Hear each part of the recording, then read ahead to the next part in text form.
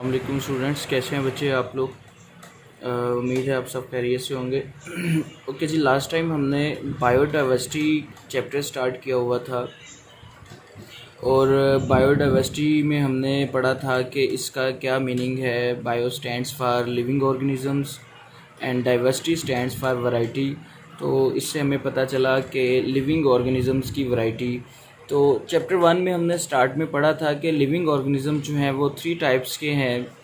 मतलब उनकी 3 डिवीजन्स हमने बनाई थी, जिसमें फ़र्स्ट ऑफ ऑल आ जाता था जो है वो प्लांट्स।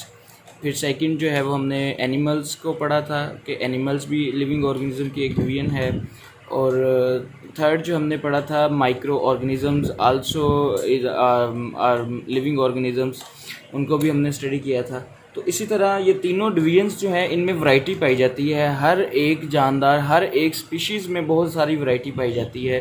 जैसे कि आप देखते हो इंसानों में, इंसानों के अंदर भी वैरायटी पाई जाती है, लेकिन इंसान और दूसरी एक कोई और स्पीशी जो है वो उनकी अलग एक जो है वो एक इंसानों से अलग होंगे। जैसे कैट एंड डॉग आप देख लें, ये दो अलग अलग स्पीशीज़ हैं, दोनों में ही वैरायटी पाई जाती है। क्या कभी आपने देखा है कि कैट जो है वो डॉग की तरह की हो, या डॉग जो है वो कैट की तरह का हो, या हॉर्स जो है वो डोंकी की तरह का हो, या डोंकी जो है वो हॉर्स की तरह का हो। ये दो डिफरेंट स्पीशीज़ हैं, उनमें वैरायटी, और अलग अलग एक ही स्पीशी के अंदर जो है वो वैरायटी भी पाई जाती है। जैसे मैंने लास्ट टाइम आपको एग्जांपल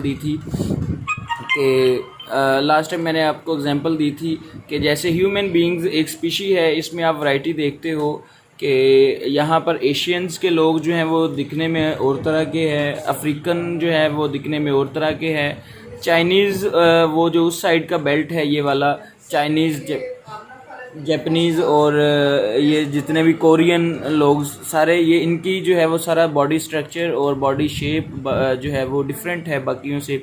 तो इस तरह ये स्पीशीज़ के अंदर भी वैरायटी पाई जाती है, एक ही स्पीशी के अंदर। ठीक है, अमंग दी स्पीशीज़, इसको हम यूँ लिख सकते हैं, अमंग दी स्पीशीज़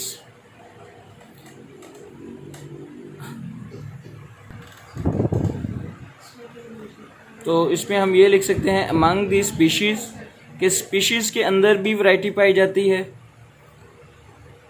और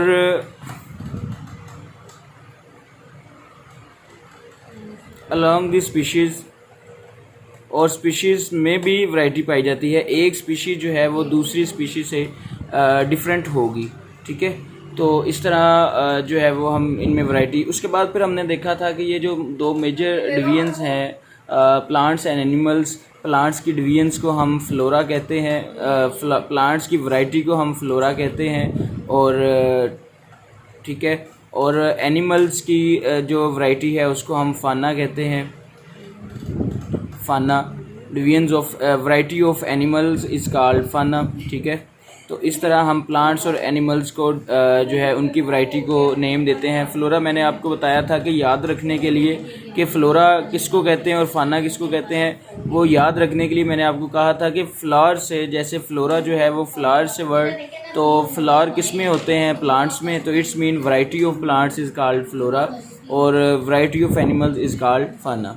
ठीक है, तो इनको ये आप याद रखिए। उसके बाद कुछ फैक्टर्स हैं जिनके ऊपर ये वैरायटी जो है वो डिपेंड कर रही होती हैं। फैक्टर्स जिन पर वैरायटी जो है वो डिपेंड कर रही होती है, वो ऐसे कौन कौन से फैक्टर्स हैं जिन पर वैरायटी जो है वो डिपेंड करती है। एक स्पीशी दूसरी स्पीशी से अलग है, या एक ही स्पीशी के अंदर हर जानदार जो है वो दूसरे जानदार से अलग है, वो वैरायटी, वो फैक्टर्स इसमें आ जाते हैं। सबसे पहले क्लाइमेट, कि क्लाइमेट जो है वो भी वेरी करता है, वेरी करने से वैरायटी भी वेरी करती है। जैसे कि हमारा यहाँ का क्लाइमेट जो है वो आलमोस्ट मॉडरेट होता है, दरमियाना।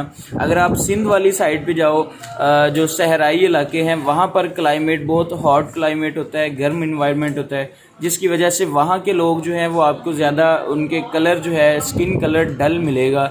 ठीक है, तो इस तरह ये आपको इसमें क्लाइमेट की वजह से भी वैरायटी में चेंज आती है। सेकंड फैक्टर है अल्टीट्यूड।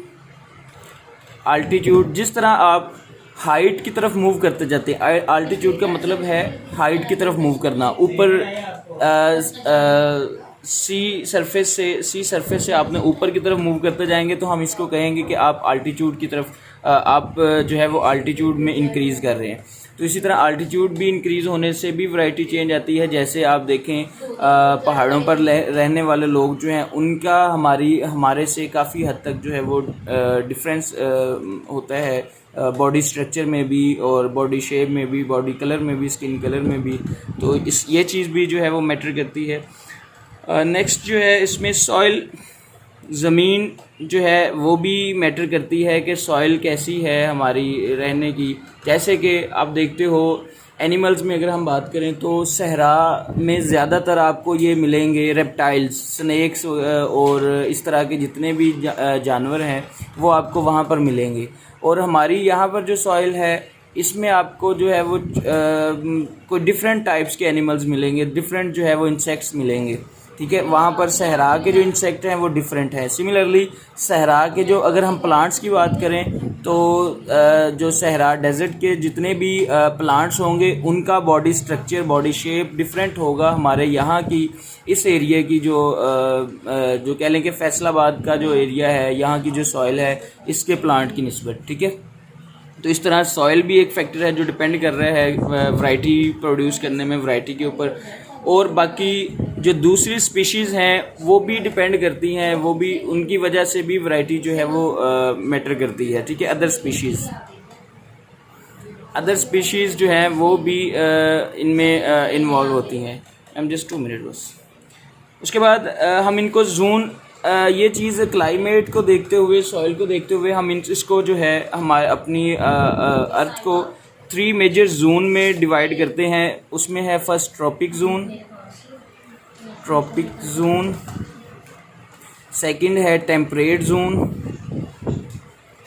और थर्ड है पोलर जोन या पोलर रीजन जिसे हम कहते हैं, पोलर जोन।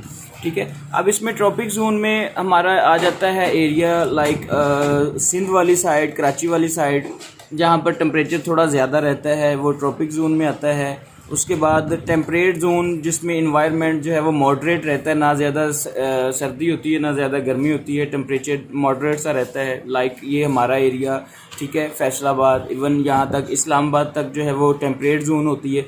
उसके बाद अगर हम पोलर जोन की बात करें तो जो जितना हम नॉर्दर्न एरियाज़ की तरफ जाते जाएंगे लाइक गिलगित बल्तिस्तान और ये सारा जो एरिया है वो पोलर जोन में आ जाएगा कि वहाँ पर टेम्परेचर जो है वो बहुत कम होता है जिसकी वजह से सर्दी होती है। और इनकी भी ये जोन्स में भी जो है वो वैरायटी आपको डिफरेंट मिलेगी। ट्रॉपिक जोन की वैरायटी अलग होगी, टेम्परेट जोन की जो है वो एनिमल्स या प्लांट्स अलग होंगे और पोलर जोन के एनिमल्स और प्लांट्स अलग होंगे। जैसे प्लांट्स की अगर हम बात करें तो एप्पल का जो प्लांट है वो जस्ट आपको मिलेगा ज़्यादा उसी एरिया में जो है पोलर जोन, ठीक है, ठंडे इलाके में जिसमें टेम्परेचर कम है। आपको कराची में कभी भी एप्पल का प्लांट नहीं मिलेगा।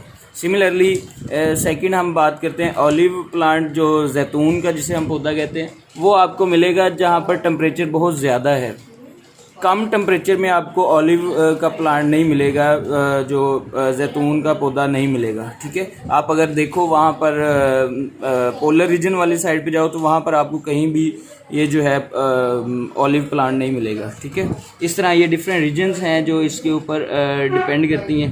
तो यहाँ तक बच्चे आप लोगों ने इसको अच्छी से रिवाइज़ कर लेना है। नेक्स्ट इंशाल्लाह हम अगला जो है वो टॉपिक नेक्स्ट इसको स्टार्ट करेंगे कि बायोडाइवर्सिटी कैसे, वैरायटी कैसे आती गई जानदारों में, लिविंग ऑर्गेनिज्म में वैरायटी कैसे आती गई, क्या इसके पीछे रीज़न थी, वो हम रीज़न्स पढ़ेंगे। ठीक है जी, इसको बच्चे अच्छे से रिवाइज़ कर लीजिएगा। नेक्स्ट इंशाल्लाह हम इसको आगे जो है वो डिस्कस करेंगे। ओके जी, थैंक यू सो मच, अल्लाह हाफिज़।